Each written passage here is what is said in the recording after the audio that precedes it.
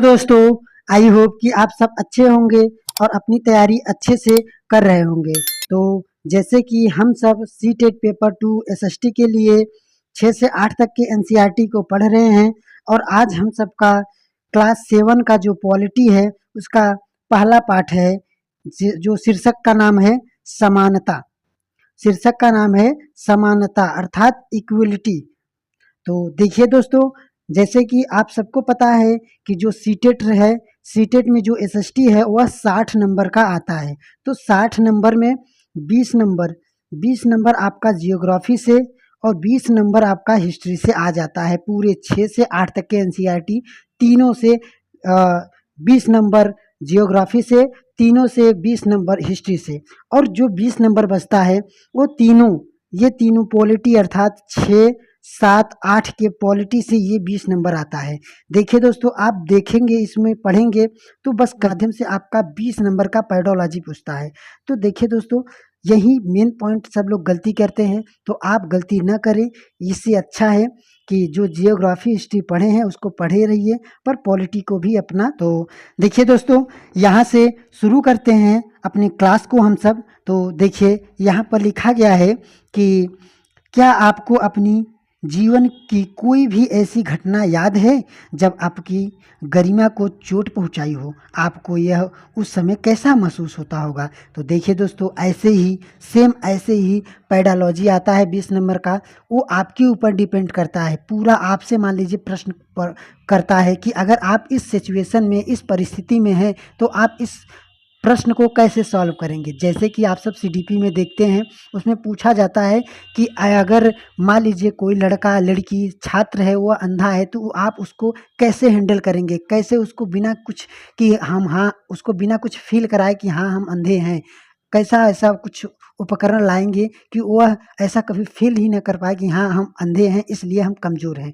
तो देखिए यही भी होता है, ये वहाँ पर जो भी रहता है वह शिक्षण के संबंधित रहता है, और यहाँ पर जो 20 नंबर का पूछा जाता है वह आपके समाज से संबंधित पूछा जाता है कि अगर आप समाज में हैं तो अगर ये मैटर है तो आप इसको कैसे सॉल्व करेंगे, अर्थात ये समाज में ऐसा मैटर सही है या गलत है। तो याद रखना दोस्तों, बस इससे पढ़ने के बाद आपका जो 20 नंबर है पक्का देख लेना, 20 में से 15 या 18 तक आपको एकदम यहीं से मिलेगा, जान लीजिए। तो चलिए आगे देखिए, लिखा गया है कि समानता भारतीय लोकतंत्र में समानता। आगे देखिए लिखा गया है जो भारतीय लोकतंत्र है उसमें समानता बताया गया कि जो भारतीय संविधान में सब व्यक्तियों को समान रखा गया है, अर्थात जो संविधान है उसमें सबको समान रखा गया है। इसका अर्थ यह है कि देश के जो व्यक्ति हैं, जो वह देश का जो व्यक्ति है, चाहे वह पुरुष हो, स्त्री हो, किसी भी जाति, धर्म, शैक्षिक, आर्थिक पृष्ठभूमि से संबंधित रखते हों, वे सब समान माने जाएंगे। लेकिन लेकिन ये जो मैटर है कि सब लोग संविधान में सबको समान रखा गया है, इस बात के लिए हम सब ये नहीं कह सकते, या इसके बाद हम यह नहीं कह सकते हैं कि जो असमानता है वह खत्म हो गई है। जैसे कि समझ पा रहे होंगे आप, जैसे पूछा है कि संविधान में समानता रखा गया है कि चाहे जिस जाति का हो, धर्म का हो, पुरुष हो, स्त्री हो, सबको समान है। तो इस एंगल से अर्थात इस तथ्य को लेकर हम ये नहीं कह सकते हैं कि संविधान में अगर है कि समान है तो हम सब सभी समान है, और अर्थात असमानता है ही नहीं, अर्थात असमानता भी है। तो याद रखना, ऐसे ही पेडोलॉजी क्वेश्चन पूछता है। बहुत लोग सर्च करते हैं एसएसटी पेडोलॉजी, पर आता क्या है आपको बस प्रीवियस ईयर देगा। आप सब कभी थ्योरी पढ़ते ही नहीं है कि हाँ कहानी क्या है, बस याद करके जाते हैं। पेडोलॉजी चाहे वो एसएसटी पेडोलॉजी हो, चाहे शिक्षण का पेडोलॉजी हो, चाहे सीडीपी हो, वो सबके अपने आपके ऊपर थ्योरी और अपने दिमाग के ऊपर रहता है कि आप उस प्रश्न को कैसे समझते हैं, कैसे जो समझ होती है आपको उस प्रश्न को कैसे समझ पाती है। तो देखिए दोस्तों, यहाँ पर प्रश्न बन सकता है ऐसे कि समानता की विशेषता है, दे देगा भारतीय संविधान में सब व्यक्तियों को समान रखा गया है, सही है ये बात। फिर बताया गया कि इसके बाद भी हम यह नहीं कह सकते हैं कि असमानता खत्म हो गई, दूसरा ये रख देगा।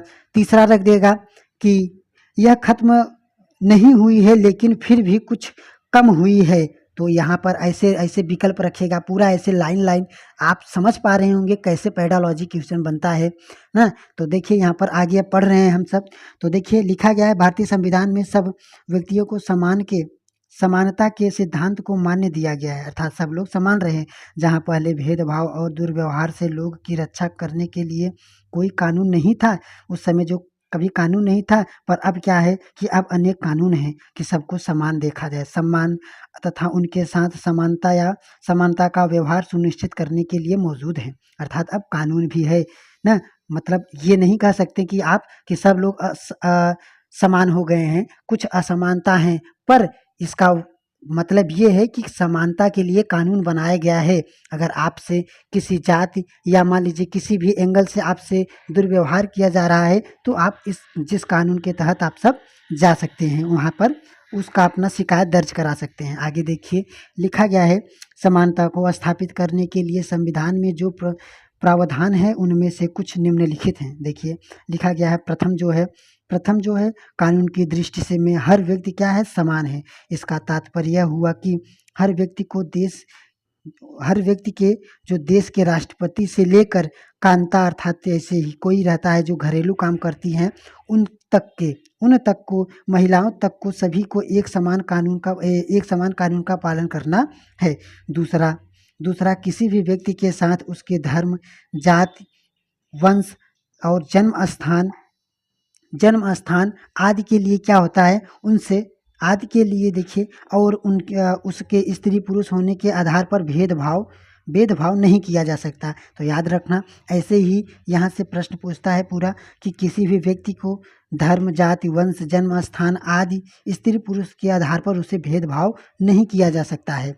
आगे है कि देखिए तीसरा है कि हर व्यक्ति सार्वजनिक स्थानों में जा सकता है, जिनमें से जैसे खेल है, मैदान है, होटल है, दुकान है, बाजार है आदि सम्मिलित हो सकता है।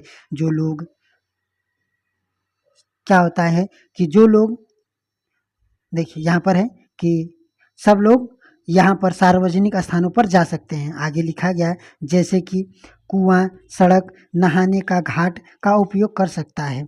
चौथा होता है अस्पृश्यता होता है, उन्मूलन होता है, इन सभी से वह वहाँ पर नहीं हो सकता है। अर्थात अगर आपके लिए हो रहा है तो उसके लिए कानून बनाया गया है। आगे देखिए लिखा गया है, देखिए आगे यहाँ पर है कि शासन ने संविधान द्वारा किए गए समानता के अधिकार को दो तरह में लागू किया है। तो याद रखना, ऐसे भी प्रश्न पूछ सकता है कि जो समानता का अधिकार है वह कितने तरह पे है कि कितने अधिकार हैं और किस तरह से लागू किया गया है। तो याद रखना वह दो तरह का अधिकार है। पहला है कि कानून द्वारा और दूसरा है सरकार की योजनाओं के द्वारा। याद रखना, पहला क्या है, कानून के द्वारा सीधा कानून बनाया जाएगा, फिर दूसरा है कि सरकार की योजना व कार्यक्रम के सुविधा हित समाज को मदद करने के द्वारा, ऐसा भी होता है। आगे देखिए बताया गया कि भारत में ऐसे अनेक कानून हैं जो व्यक्ति के समान व्यवहार प्राप्त करने के लिए अधिकार की रक्षा करते हैं। कानून के साथ साथ सरकार ने उन समुदायों जिनके साथ सैकड़ों वर्षों तक असमानता का व्यवहार हुआ है, उनका जीवन सुधरने के लिए अनेक कार्यक्रम योजनाएं लागू किए गए हैं। ये योजनाएं यह सुनिश्चित करने के लिए चलाई गई है कि जिन लोगों को अतीत में अर्थात इस समय अक्सर अतीत मतलब होता है कि उस समय क्या था कि अवसर नहीं मिला, जो आगे चल के उनको जो इसके पहले वाले में जो उनको अवसर नहीं मिला था, अब उन्हें अधिक अवसर प्राप्त किया जाए। आगे देखिए लिखा गया है कि इस दिशा में, अर्थात ये जो बताया गया कि अभी अवसर मिले सबको, जो उस समय किसी भी कारण की वजह से उन सबको अवसर नहीं मिल पाया था, तो इस दिशा में सरकार द्वारा उठाया गया एक कदम है। अब बताया गया कि देखिए जो मध्याह्न भोजन होता है, अर्थात जो स्कूल में दोपहर का जो भोजन की व्यवस्था किया गया है, इस कार्यक्रम के अंतर्गत सभी सरकारी जो प्राथमिक स्कूल के बच्चों का दोपहर का भोजन स्कूल द्वारा दिया जाता है, जैसे कि हम सभी लोग जानते हैं।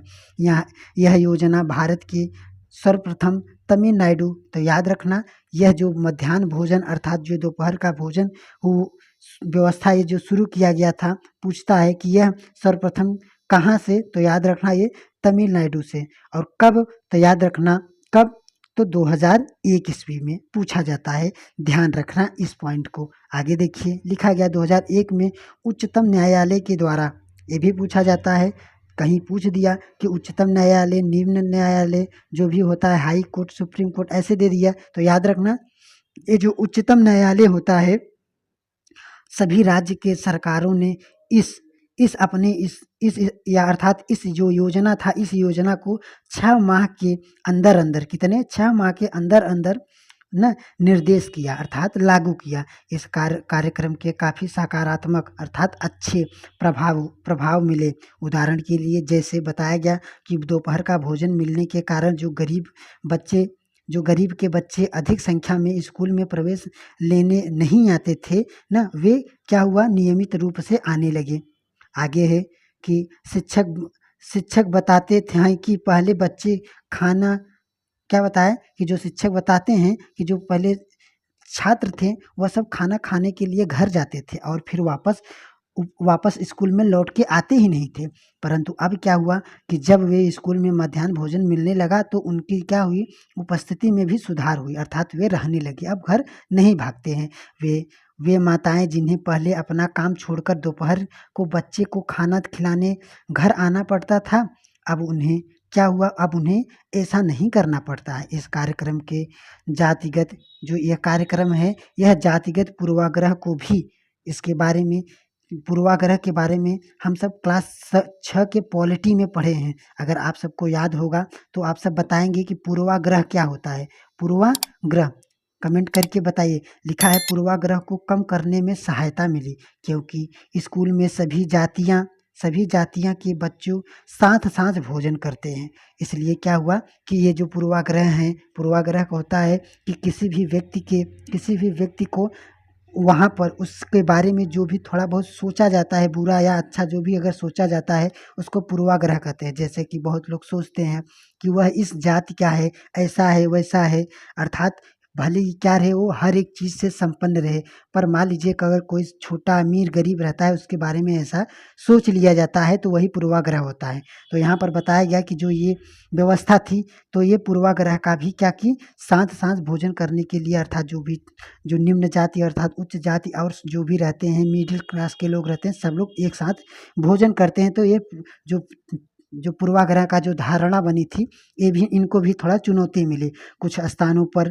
तो भोजन पकाने के लिए, तो इस बात को याद रखना, क्योंकि एजेटिक एकदम ऐसे पूरा गद्यांश उठाकर पूछता है, बताएगा कि जो मध्याह्न भोजन था उसमें सभी जातियों के बच्चों, क्या यहाँ पर देखिए, सभी जातियों के बच्चे भोजन करते थे। और पहला बना देगा, दूसरा होगा कि भोजन बनाने के लिए, जो वहाँ पर भोजन बनाया जाता है, भोजन बनाने के लिए दलित महिलाओं को काम पर रखा जाता था। तो ये पूछेगा, तो ये भी याद रखना, ये बात सही है, रखा जाता था। अब क्यों, आगे बताया गया मध्याह्न भोजन कार्यक्रम के निर्धन विद्यार्थियों को जो भूख मिटाने में सहायता की, वह जो प्रायः खाली पेट स्कूल जाते थे, जैसे बहुत लोग होता है नहीं रहता है तो खाली पेट कुछ भी खाकर चले जाते हैं, और अगर वहाँ पर उन्हें और कुछ टाइम बाद अगर टाइम से खाना न मिले तो इसके कारण क्या होता है, पढ़ाई पर ध्यान केंद्रित नहीं रहता था।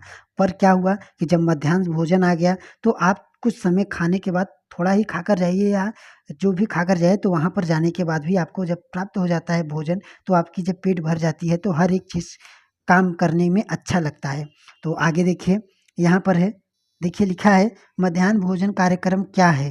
तो देखिए यहाँ पर उसी के बारे में बताया गया। तो यहाँ से ये कहानी की तरह है, ये इससे प्रश्न नहीं बनेगा। आगे देखिए, यहाँ पर बताया गया कि यद्यपि शासकीय कार्यक्रम अवसरों की समानता बढ़ाने में महत्वपूर्ण भूमिका निभाती है, जो शासकीय कार्यक्रम है, किंतु अभी भी क्या है कि बहुत कुछ करने की आवश्यकता है, अभी भी बहुत कुछ करने की आवश्यकता है सरकार के द्वारा। आगे बताया गया कि मध्याह्न भोजन कार्यक्रम ने निर्धन बच्चों का स्कूल में प्रवेश और उनकी उपस्थिति को बढ़ाया, अर्थात ज़्यादा से ज़्यादा एडमिशन होना शुरू हो गया। जो भी बच्चे किसी न किसी कारण से लिए, जैसे भोजन हुआ और भी जो रीज़न था, उन रीज़नों से जो एडमिशन नहीं करा रहे थे, तो वे सब अब ये क्या हुआ कि एडमिशन कराने लगे।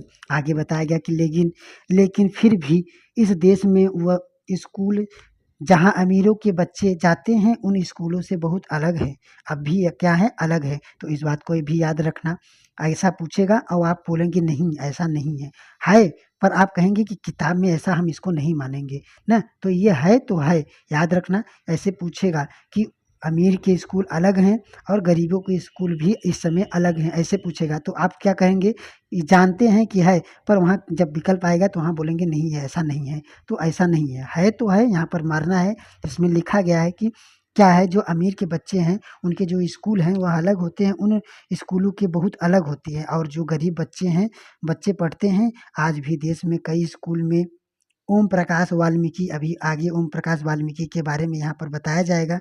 आगे बताया, जो ओम प्रकाश वाल्मीकि जैसे दलित बच्चे थे जो ओम प्रकाश वाल्मीकि थे, के साथ भेदभाव एवं असमानता का व्यवहार किया गया था। इन बच्चों इन बच्चों को ऐसा असमान स्थितियों में ढकेला जाता है जहाँ उनके सम्मान की रक्षा न हो पाए। ऐसा इसलिए क्योंकि कानून बन जाने के बाद लोग उन्हें समान समझने से इनकार कर देते हैं। याद रखना। आगे देखिए, लिखा गया है कि इसका मुख्य कारण यह है, क्यों इनकार कर देते हैं, तो इसका मुख्य कारण यह है कि दृष्टिकोण में बहुत क्या होते हैं, धीरे-धीरे परिवर्तन आता रहता है। क्या होता है? परिवर्तन आता रहता है। यद्यपि लोग यह जानते हैं कि भेदभाव का व्यवहार कानून के विरुद्ध है, फिर भी वे जाति, धर्म, अपंगता, आर्थिक स्थिति और महिला होने के आधार पर महिला होने के आधार पर लोगों से असमानता का व्यवहार करते हैं। वर्तमान दृष्टिकोण को बदलना तभी संभव है।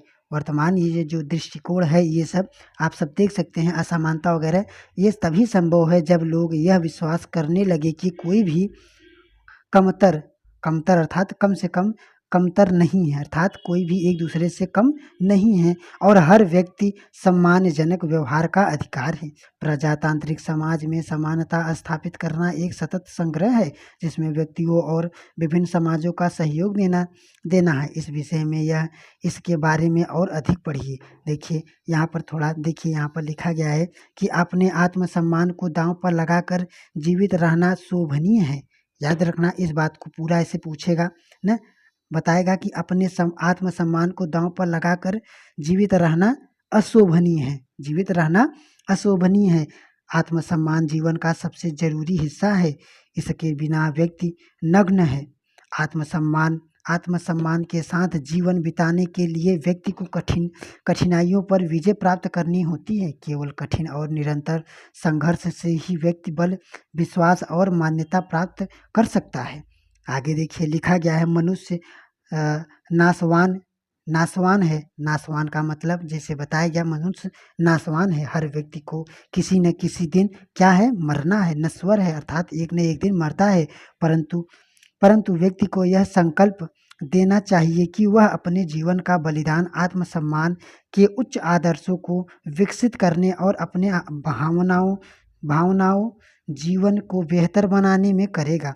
किसी साहसी व्यक्ति की आत्मसम्मान रहित जीवन जीने से अधिक है कि अशोभनीय और कुछ नहीं है।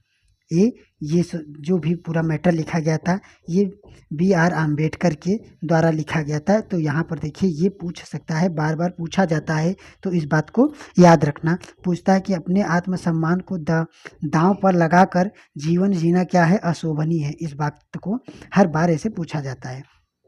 आगे देखिए, लिखा गया है अन्य लोकतंत्र में समानता के मुद्दे। और जो लोकतंत्र हैं और जहाँ के लोकतंत्र हैं, जैसे यहाँ का बताया गया, अब अन्य देश के जो लोकतंत्र हैं तो वहाँ के जो समानता है उसके मुद्दे पर देखिए बताया गया कि शायद आप सोच रहे होंगे कि क्या भारतीय लोकतंत्र ही एक ऐसा है जहाँ असमानता का अस्तित्व और वहाँ समानता के लिए संघर्ष जारी है। नहीं, ऐसा नहीं है। हर देश में ये सब मैटर है कि वहाँ पर भी भेदभाव, अस्पृश्यता, समानता, असमानता हर जगह, हर देश में ऐसा मैटर है। ये नहीं कि सिर्फ इस देश में अर्थात भारत में है।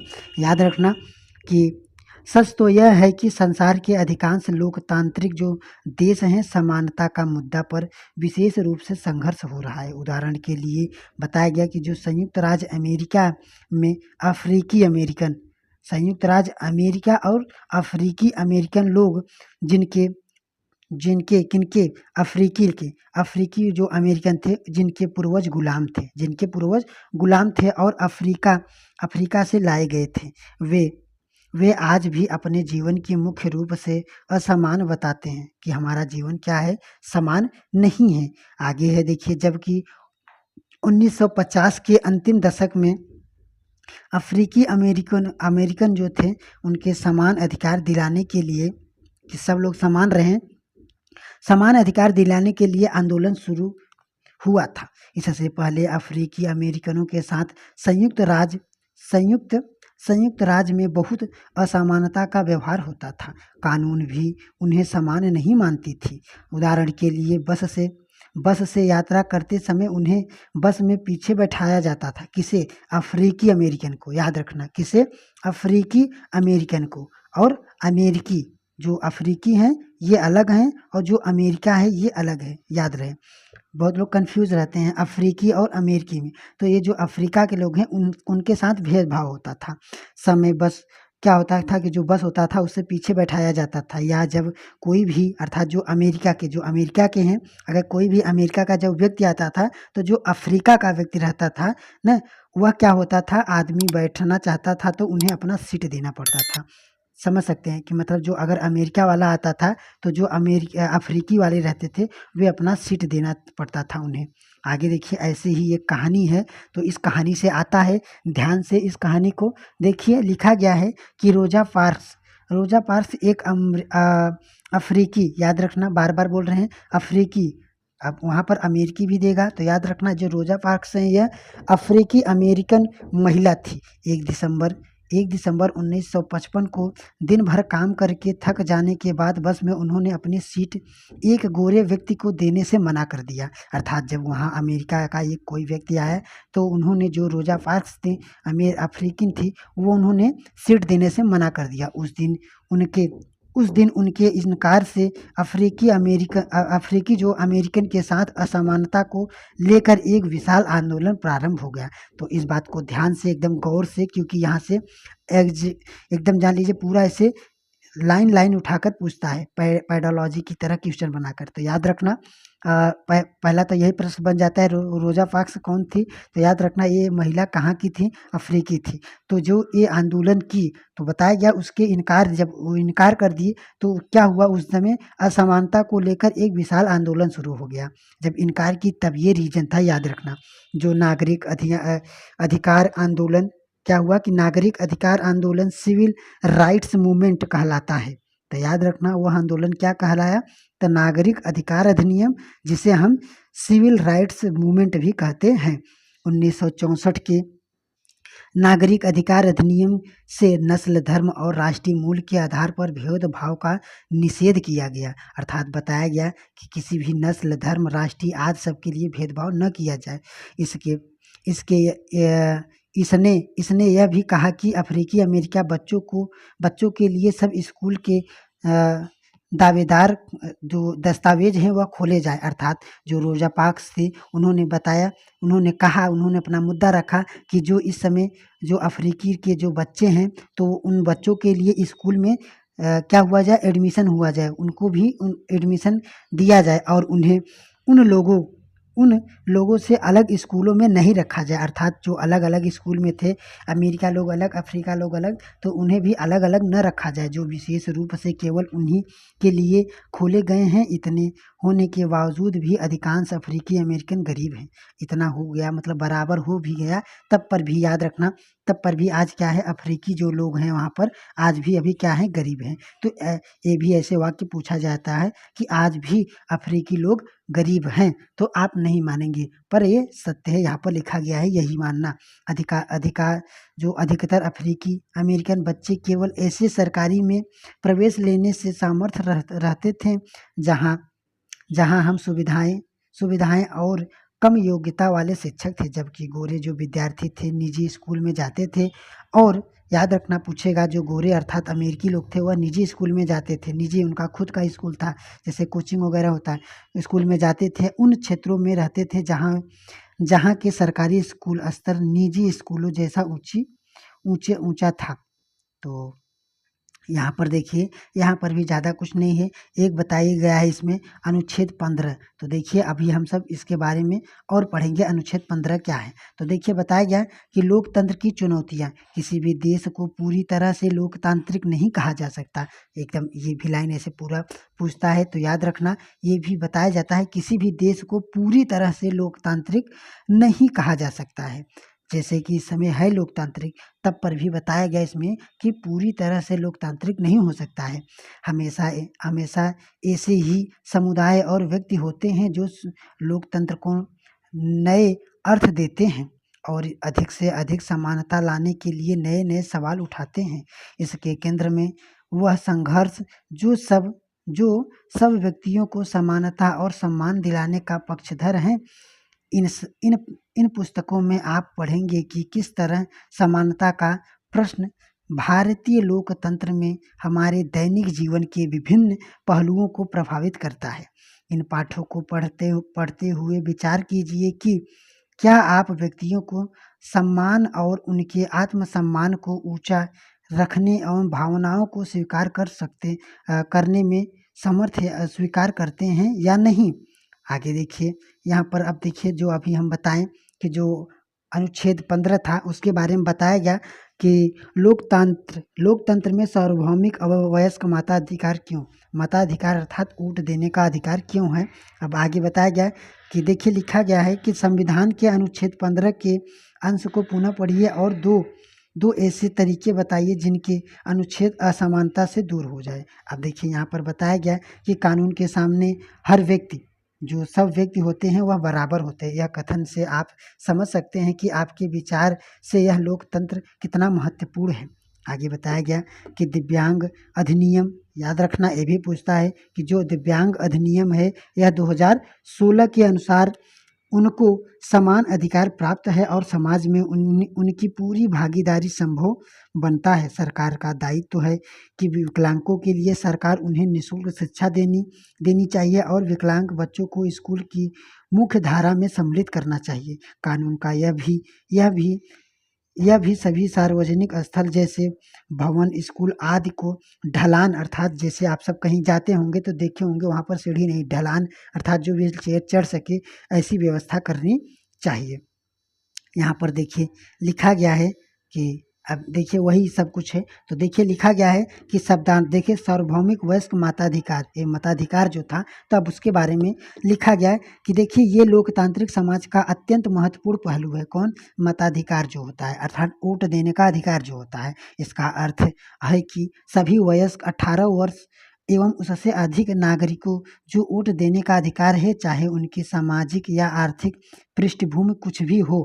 गरिमा इसका तात्पर्य अपने आप को और दूसरे व्यक्तियों को सम्मान योग्य समझती है। आगे देखिए संविधान जो है तो यह दस्तावेज है, संविधान जो है यह एक दस्तावेज है जिसमें देश की जनता व सरकार द्वारा पालन किए जाने वाले नियमों और अधिनियमों का निरूपण किया जाता है अर्थात बनाया जाता है। आगे देखिए नागरिक अधिनियम आंदोलन, तो याद रखना बताया गया इसमें कि एक आंदोलन जो संयुक्त राज्य अमेरिका में 1950 के दशक के अंत में प्रारंभ हुआ था, जिसमें अफ्रीकन लोग एक नस्ल भेद, याद रखना कौन से, तो नस्ल भेद अर्थात ये काले हैं ये गोरे हैं, नस्ल भेद को समाप्त करने के लिए समान अधिकार को मांगा गया था। तो याद है आप सबको, अभी हम सब कहानी में पढ़े तो याद रखना। देखिए दोस्तों एक पॉइंट छूट गया था तो इसको हम और बता रहे हैं क्योंकि अगर छूट जाए कोई तो वहाँ से भी प्रश्न बन सकते हैं, तो इसलिए हमें सबको छोड़ना नहीं है क्योंकि हम पढ़े हैं ना, इसके लिए बता रहे हैं आप सबको, प्रीवियस ईयर का एनालिसिस किए हैं।